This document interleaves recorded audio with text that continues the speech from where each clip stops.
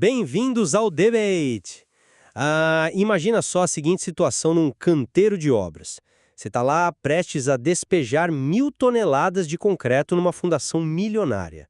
Os caminhões betoneira na fila, o motor vibratório a postos e, de repente... Tudo para. Exatamente, ué. A operação inteira é paralisada. O motivo? O software de gestão bloqueou o avanço do cronograma porque o saldo de copos descartáveis e papel toalha no banheiro dos fiscais ficou negativo. Pô, é o tipo de situação que parece até piada, né? Mas a nossa troca de perspectivas de hoje explora exatamente essa linha tênue. A gente vai debater a evolução do nivelamento de recursos na gestão de projetos. Historicamente, cara, a engenharia focava quase que só na mão de obra direta, né? Nas horas homem. A visão clássica era muito baseada no operário com a mão na massa. Com certeza. Só que o paradigma que a gente está dissecando hoje propõe um salto metodológico bem mais audacioso. A ideia é integrar um controle super rígido de entradas, saídas, saldos e estoques. O famoso fluxo in-out. Isso, o in-out de todos os insumos materiais não reutilizáveis da obra. O objetivo técnico dessa abordagem é garantir que o estoque seja sempre positivo, organizando tudo em forma de kits de consumo e jogando esses dados dentro de softwares de balanceamento de alto nível, tipo o Spider Project.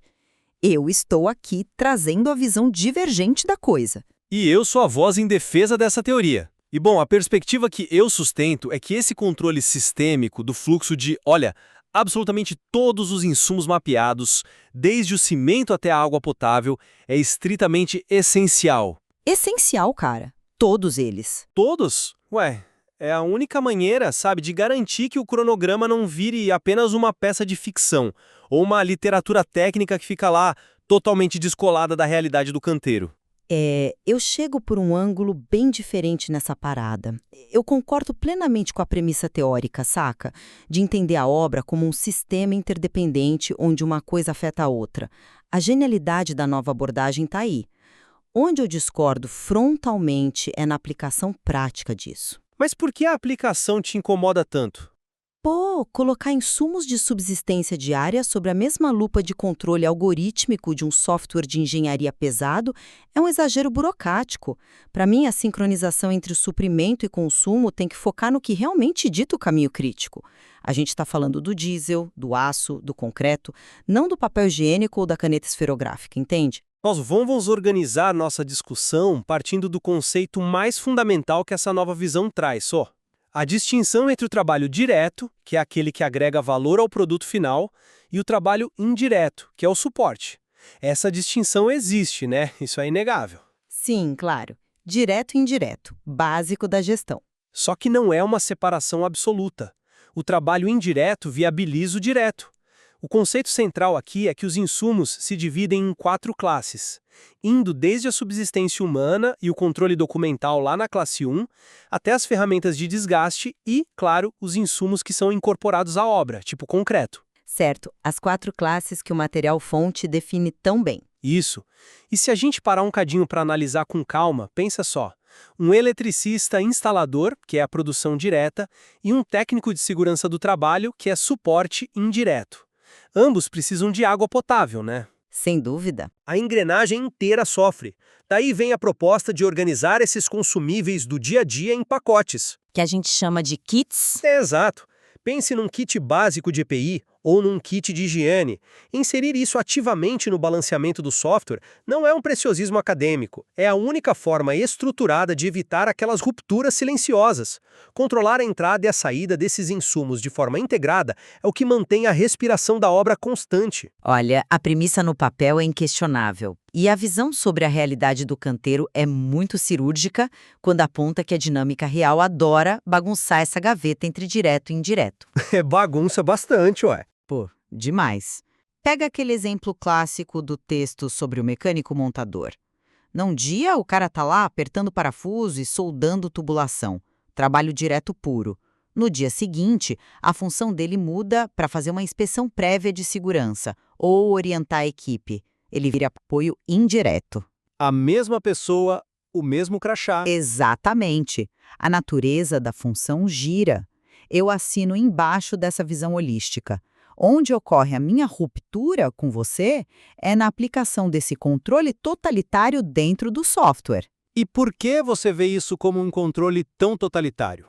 Por que seria um exagero? Cara, porque a gente precisa definir o que softwares avançados de balanceamento realmente são. Ferramentas como o Spider Project não são planilhinhas de Excel onde você anota o que entrou e o que saiu. Eles são motores de cálculo determinísticos. São rigorosos. Super rigorosos. Ou seja, se uma única restrição matemática não for atendida, o algoritmo paralisa a linha do tempo do projeto no sistema inteiro. Aplicar essa lógica inflexível de saldo e estoque para a classe 1, que envolve água, papel toalha, copo descartável, gera um volume de dados irrelevantes que simplesmente afogam a equipe de planejamento. Eu entendo, mas Deixa eu só concluir o raciocínio. A sabedoria da gestão mora na priorização, saca? Para mim, a sincronização tem que criar barreiras e controles rigorosos em cima do que paralisa mecanicamente o projeto. É a diferença clara entre o que é um fluxo essencial e o que é puro ruído administrativo. é um ponto de vista muito pragmático. Eu até entendo a sua cautela, Você chama o controle da classe 1 de ruído administrativo. Mas vamos aterrissar esse trem na rotina real do canteiro. Bora? Imagina a cena que você mesma acha que seria loucura. A equipe de planejamento bloqueando uma frente de serviço porque o saldo de material de higiene no sistema está no vermelho. Parece um absurdo, não é? Pô, é um cenário quase cômico. Imagina a parada, o mestre de obras com os caminhões de concreto rodando no pátio, o tempo de cura do cimento correndo contra o relógio e o analista de planejamento gritando: "Para tudo! O Spider Project detectou que o estoque de copo de café está negativo." Saca? É um engessamento total da agilidade da engenharia. Eu compreendo perfeitamente o seu receio. Se fosse feito de forma isolada, seria de fato um absurdo. Mas veja bem a sutileza do mecanismo que a metodologia propõe. Qual sutileza? Ela resolve esse gargalo brilhantemente através da organização por kits.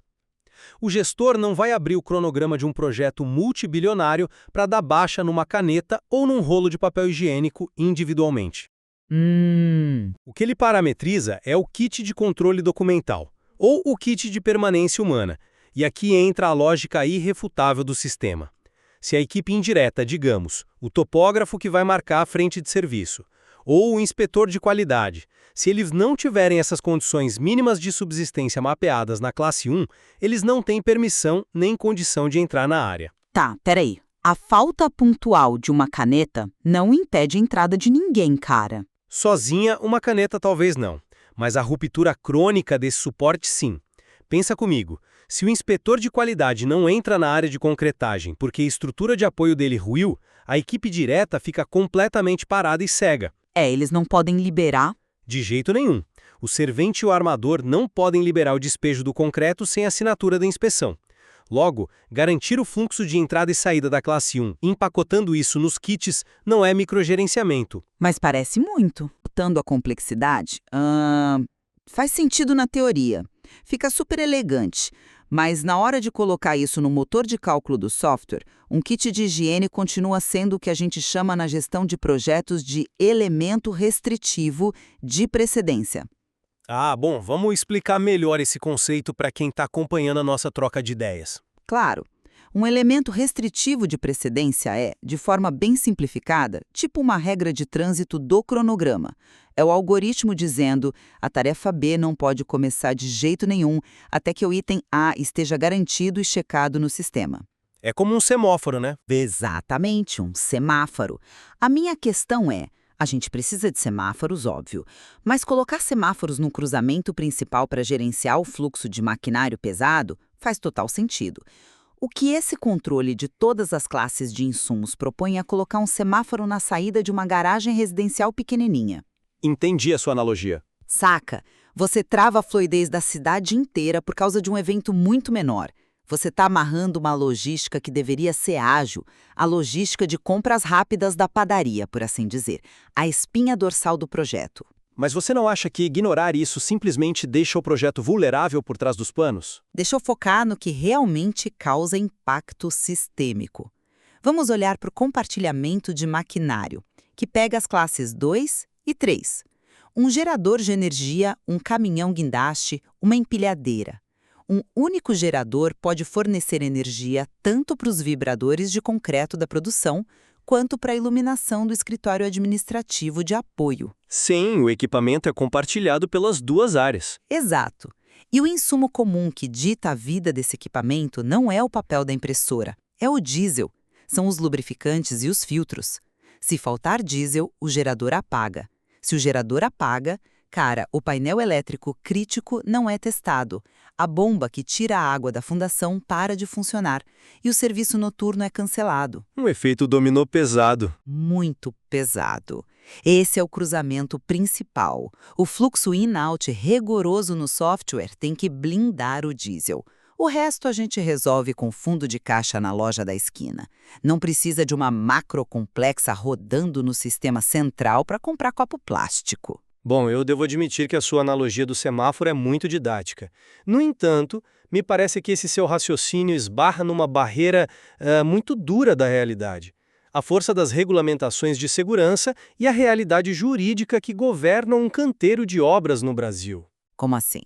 Você classifica materiais de proteção ou de escritório como detalhes passíveis de uma ida rápida à loja da esquina. Mas vamos refletir um pouquinho sobre a classe 2, especificamente o kit básico de EPI. Capacete, luva... Exato. Capacetes, luvas, botinas de segurança. Se você não coloca um nivelamento desse kit dentro da mesma malha de controle do concreto e do diesel, você corre um risco gigantesco. Imagina que a obra precise absorver um pico de produção, e aí contrata 50 novos ajudantes num único mês. Se o controle disso for visual ou na caderneta de gaveta do almoxarife, o estoque de segurança zera. Mas o consumo de EPI de rotina é altamente previsível no planejamento macro. A curva de desgaste é super conhecida. É previsível na teoria, né? Mas na prática, se você não controla a entrada, a vida útil e o descarte no sistema com o mesmo rigor matemático que você defende para o diesel, a ruptura acontece de um dia para o outro. Mas uma botina não para um caminhão betoneira? Pra sim, uai. Se falta uma botina de segurança do tamanho adequado para o armador, a lei impede o trabalho de acontecer. É uma restrição de precedência legal muito antes de ser uma restrição do software. O Ministério do Trabalho ou mesmo a fiscalização interna de segurança interdita a frente de serviço na hora. A segurança do trabalho tem essa autonomia. E aí, minha cara, não adianta você ter estocado 10 mil litros de diesel e ter uma frota de caminhões de concreto perfeitamente alinhada no tal do caminho crítico. A obra parou do mesmo jeito. A inércia da obra pode ser causada por uma luva rasgada que não teve reposição, simplesmente porque o planejador decidiu que o foco do sistema deveria ser apenas a betoneira. Olha... O fator legal do EPI e a fiscalização de segurança realmente são um ponto cego na argumentação da agilidade mais solta. Eu admito que é um ponto muito forte. A ruptura daquilo que você considera exagero causa a paralisação do que você chama de essencial. É por isso que a lógica precisa ser universal, só. Se os materiais entram no canteiro, são usados até o desgaste e depois somem do mapa. A física do problema exige um controle integrado. Eles precisam entrar na lógica de saldo do software. Sem eles, a engrenagem perde a licença para girar. Mas aí é que está a grande armadilha.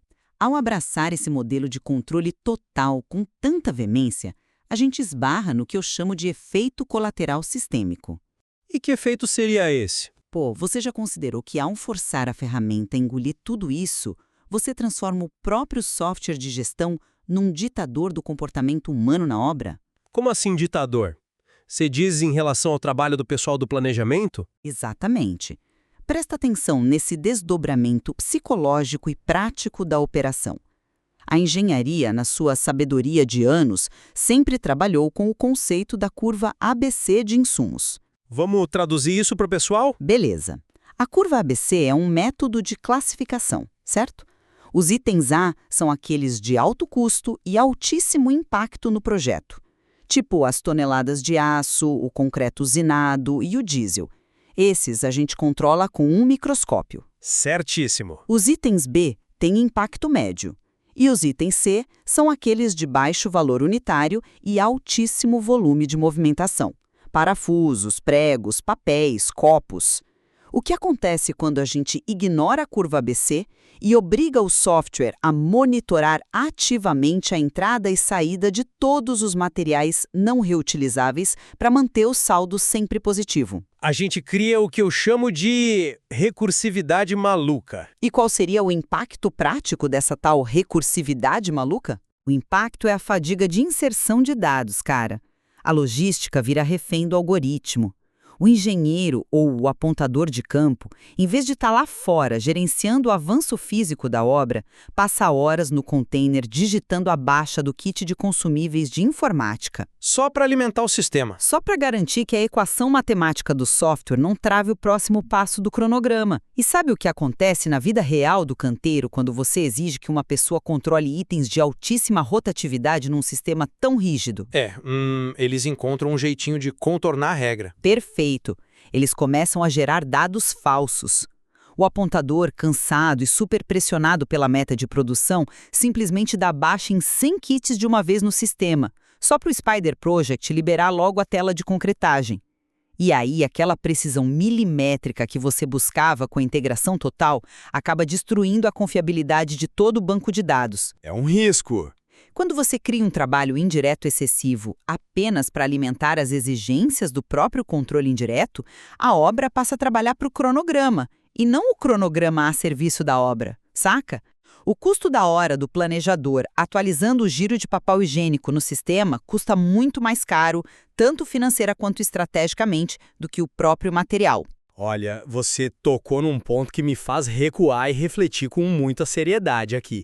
Eu admito que a fadiga de inserção de dados é um risco real de engessamento. A criação de dados falsos para burlar as amarras do sistema é um fantasma que assombra qualquer implementação de tecnologia de gestão, eu concordo. É a realidade nua e crua. Mas veja bem, ainda assim, a alternativa de deixar os itens da curva C completamente fora do radar analítico nos devolve para o problema original, né? Onde o planejamento da mão de obra está no século XXI, operando em alta performance, e o planejamento do suporte material está lá no século XIX, na base do grito. Mas será que a solução é amarrar tudo no mesmo nó cego do software? Acredito que a solução seja o aprimoramento da forma como parametrizamos a ferramenta só. Lembra da sutileza estrutural que eu comentei? O conceito de agrupar em kits foi desenhado exatamente para mitigar isso que você descreveu magistralmente como recursividade maluca. Mas será que o kit absorve essa burocracia toda? Absorve, porque o objetivo não é criar listagens excessivamente fragmentadas. A criação do kit não é só uma caixa física cheia de material, é uma unidade lógica de planejamento no sistema. O objetivo final é uma mudança de paradigma mental, sabe? Fazer o gestor entender que o almoxarifado de apoio e o cronograma de produção não são ilhas isoladas. Entendo. O nivelamento de insumos precisa ser tratado como um problema sofisticado de sincronização.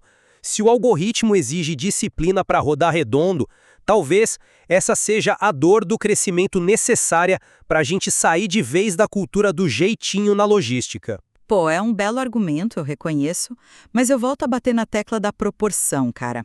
A obra consome uma quantidade brutal de recursos em supervisão, apoio e logística, sem dúvida nenhuma. O erro histórico da engenharia de focar apenas no pedreiro assentando tijolo e ignorar o custo da infraestrutura em volta foi bem grave. Muito grave, e custou caro para os projetos. Sim, ignorar que o apoio consome e desgasta compromete muito a fidelidade do custo e do prazo final. Nisso a gente está alinhado. No entanto, o planejamento, por sua própria natureza de canteiro, lida com variáveis muito instáveis. Ele precisa de um respiro, saca? Mas como seria dar esse respiro mantendo o rigor técnico que o software exige? Através do que eu defendo como a maturidade da gestão de restrições. A verdadeira maturidade não está em tentar controlar todas as variáveis do universo com o mesmo rigor absoluto, sufocando a equipe com planilhas e baixas infinitas. E estaria onde, então? A maturidade está em ter a clareza cristalina para distinguir o que pode faltar, sem que a engrenagem principal pare, daquilo que não pode faltar sob hipótese alguma. O nível de rigor de uma restrição matemática no Spider Project deve ser reservado exclusivamente aos recursos que representam gargalos estruturais. os itens da curva A. Exatamente. Se o diesel atende o caminhão que transporta o cimento, o guindaste que issa a estrutura e o gerador que liga as ferramentas vitais, pô, o in-out dele tem que ser milimetricamente aferido. Agora, os insumos periféricos da classe 4, as pranchetas, os formulários, a fita adesiva, cara, deixa a gestão descentralizada do assistente de obra lidar com isso por fora do caminho crítico do software. Agilidade também é precisão na gestão. Caminhando aqui para a nossa conclusão, eu percebo que o nosso contraponto de hoje revelou nuances cruciais sobre a aplicação real dessa metodologia. Do meu lado, eu mantenho a postura de que a construção civil precisa ser encarada como um sistema estritamente holístico. Justo. A proposta de estender o nivelamento aos consumíveis e insumos não reutilizáveis, categorizados naquelas 4 classes, prova que cada engrenagem importa. Desde a gasolina do carro de fiscalização até a botina de segurança da equipe lá de armação, tudo participa ativamente do pulsar da produção física. É uma rede conectada. Isso, uma grande rede. E quando organizamos o planejamento por meio da agregação inteligente em kits, nós não estamos, criando amarras burocráticas. Nós estamos eliminando pontos cegos. Acredito firmemente que aplicar o mesmo peso estrutural da mão de obra ao suporte logístico é a única garantia de que o planejamento não vá tropeçar nas suas próprias omissões lá na frente de serviço. É uma visão bem sólida. E da minha perspectiva, eu mantenho a bandeira de que a eficiência da engenharia mora na proporcionalidade. A visão sistêmica que conecta o trabalho direto ao indireto no texto é um avanço intelectual gigantesco. Ela quebra aqueles velhos silos, onde o pessoal da produção não conversava com o pessoal do apoio e vice-versa. Verdade. Cada um no seu quadrado. Exato. E isso não funciona mais. Mas a aplicação algorítmica dessa teoria precisa ser muito bem dosada. Controlar ativamente o in-out do concreto, da energia e das restrições legais inegociáveis, como você bem pontuou dos EPIs, é o que garante a saúde e o prazo do projeto. Porém, submeter insumos de baixo impacto à rigidez matemática de um software complexo pode sim induzir a equipe ao esgotamento de dados e gerar controles artificiais. A obra precisa de blindagem onde dói, claro, mas precisa de flexibilidade nas margens para poder andar rápido. Sabe o que é mais fascinante nessa nossa conversa de hoje? Apesar das nossas divergências mais profundas sobre a granularidade desse controle dentro da ferramenta matemática, nós convergimos num ponto fundamental. Em qual? Nós concordamos integralmente que a separação acadêmica entre o que é direto e o que é indireto não pode mais cegar o gestor moderno. Ele precisa olhar para a realidade visceral da obra, Sem sombra de dúvida. No fim do dia, o pedreiro que executa a concretagem pesada e o inspetor que aprova o serviço, os dois bebem da mesma água, andam sobre o mesmo terreno e dependem do mesmo ecossistema logístico. Um simplesmente não existe sem o outro. Ignorar o suporte que mantém os dois em pé é planejar para o fracasso. Pois é, e eu deixo a sugestão de que ainda há muito que se explorar sobre esse assunto, principalmente no que diz respeito ao futuro das ferramentas, Como a inteligência artificial, por exemplo, vai poder atuar dentro desses softwares para equilibrar automaticamente esse peso, filtrando sozinha o que é ruído e o que é sinal importante. Essa é a fronteira da inovação, um terreno vasto para as próximas décadas na gestão de projetos. Com certeza. O desafio para todos nós que vivenciamos essas tensões entre o cronograma idealizado e o canteiro real é saber exatamente onde traçar essa linha. A linha entre a precisão essencial que salva a obra e a complexidade exagerada que asfixia. Fica o convite para que cada um reflita sobre como essas engrenagens estão sendo lubrificadas nos seus próprios projetos. É uma ótima reflexão final. A linha é bem tênue e o ajuste, é constante. Agradeço pela conversa, sempre enriquece muito a nossa visão. O prazer é todo meu, Um abraço a todos e até o nosso próximo encontro.